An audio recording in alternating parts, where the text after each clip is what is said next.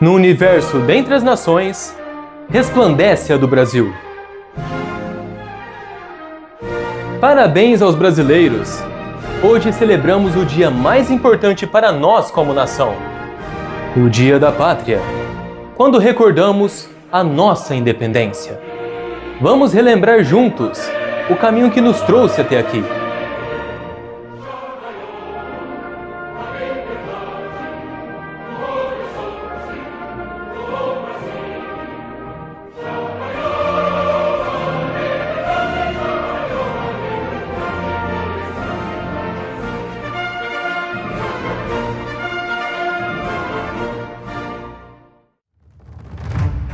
Tudo começou a mudar significativamente em 1808, com a vinda da família real portuguesa ao Brasil, em razão das invasões napoleônicas na Europa. Iniciou-se então o período joanino, quando o Brasil se tornou o centro político de todo o Império Português. Dom João VI, então príncipe regente, promoveu investimentos massivos, a criação da burocracia estatal, faculdades, bibliotecas, jardins botânicos e infraestrutura pública. Isso fomentou o comércio, formou uma classe política atuante e elevou o Brasil de colônia a sede imperial. Com apenas 9 anos, Dom Pedro atravessou o oceano com a família, chegando ao Brasil. Uma jornada que moldaria seu destino.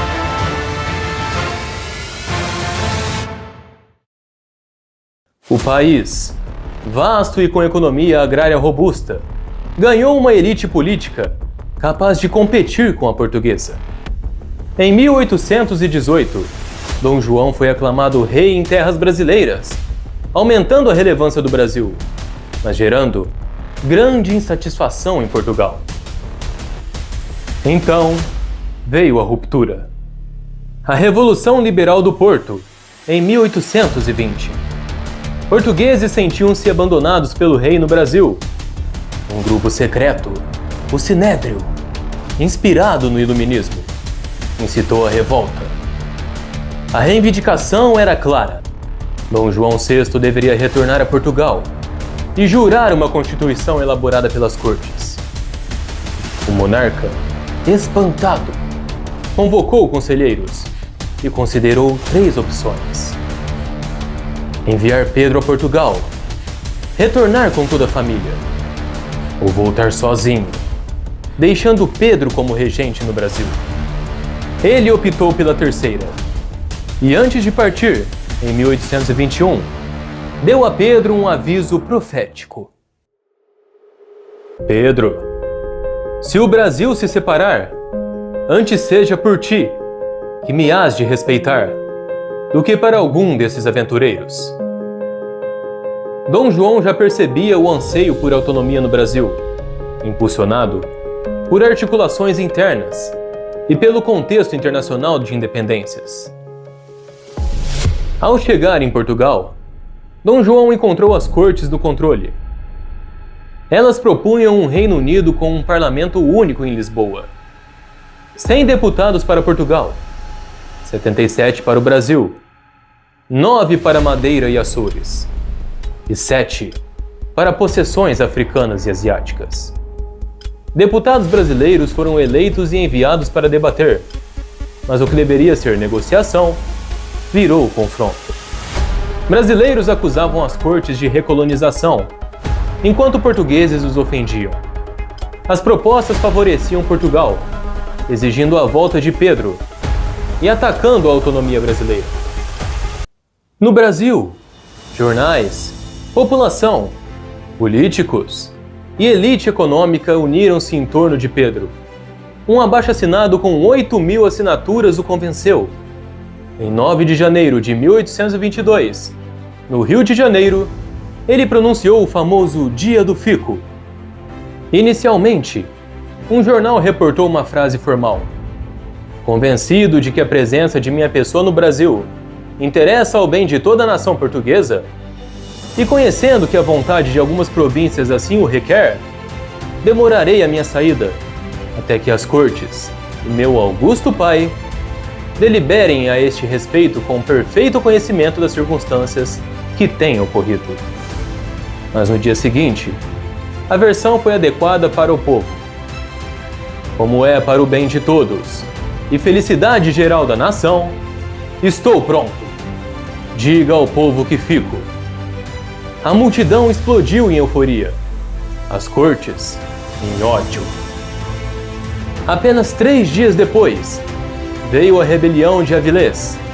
Tropas portuguesas da divisão auxiliadora, lideradas pelo general Jorge Avilés, rebelaram-se contra Pedro. Negociações falharam e o rio virou um caos. Pedro ordenou a evacuação de sua família para o interior. Sua esposa, Dona Leopoldina, fugiu com os filhos, incluindo o primogênito, Dom João Carlos, herdeiro potencial da coroa portuguesa. Durante a fuga, o menino, já debilitado, piorou e morreu, em 4 de fevereiro de 1822. Leopoldina e Pedro ficaram devastados. Ele culpou os portugueses pela fuga forçada em condições precárias. Enfurecido, Pedro escreveu ao pai sobre a morte do neto, montou tropas e expulsou Avilés e os rebeldes do Brasil. Essa ação escancarou a crise irreversível. As ofensas de Portugal continuavam. Leopoldina e Bonifácio clamavam a Pedro pela separação. Em 14 de agosto de 1822, Pedro viajou a São Paulo para resolver instabilidades locais, algo típico dele, e preferia presença pessoal, como fizera em Minas Gerais. Em Santos, seguiu para São Paulo. No caminho, perto do Ipiranga, um mensageiro trouxe cartas do Rio. Leopoldina e Bonifácio relatavam agressões maiores das cortes, insistindo que a situação era insustentável. Em 2 de setembro de 1822, Maria Leopoldina, como regente interina do Brasil enquanto Pedro estava em viagem, desempenhou um papel crucial ao convocar o Conselho de Estado no Rio de Janeiro para deliberar sobre os rumos do país. Diante das novas ameaças das cortes portuguesas, que buscavam recolonizar o Brasil, Leopoldina era aconselhada por José Bonifácio, cuja carta Dom Pedro declarava: "O dado está lançado. De Portugal não temos a esperar, senão escravidão e horrores." Ela liderou a reunião que decidiu unanimemente pela separação de Portugal. Ela também enviou cartas a Pedro, então em São Paulo, com a célebre frase: "O pomo está maduro, colha-o já, senão apodrece." Esse ato, realizado no Paço de São Cristóvão, foi decisivo para a proclamação da independência, em 7 de setembro, consolidando Leopoldina como figura central na formação do Brasil soberano. Diante das cartas recebidas, Pedro, às margens do rio Ipiranga, reagiu. Arrancou a braçadeira azul e branca portuguesa, atirou-a no chão e proclamou: "Tirem suas braçadeiras, soldados!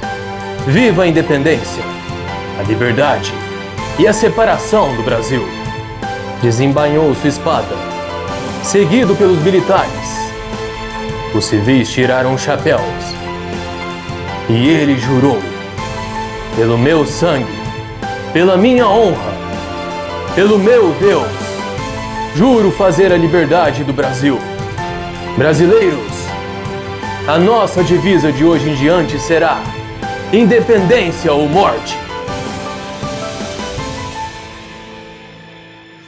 Eles querem e terão a sua conta. Informa! As cortes de Portugal querem nos escravizar. De hoje em diante, as nossas relações estão cortadas. Eu nada mais quero do governo de Lisboa. Nenhum laço nos une mais.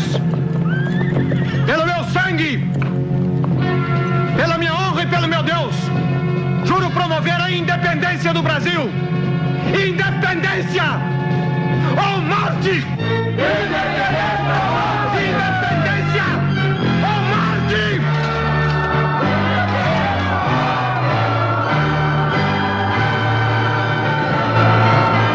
O Brasil era independente, mas o trabalho mal começara. Em 1º de dezembro de 1822, Pedro foi coroado imperador.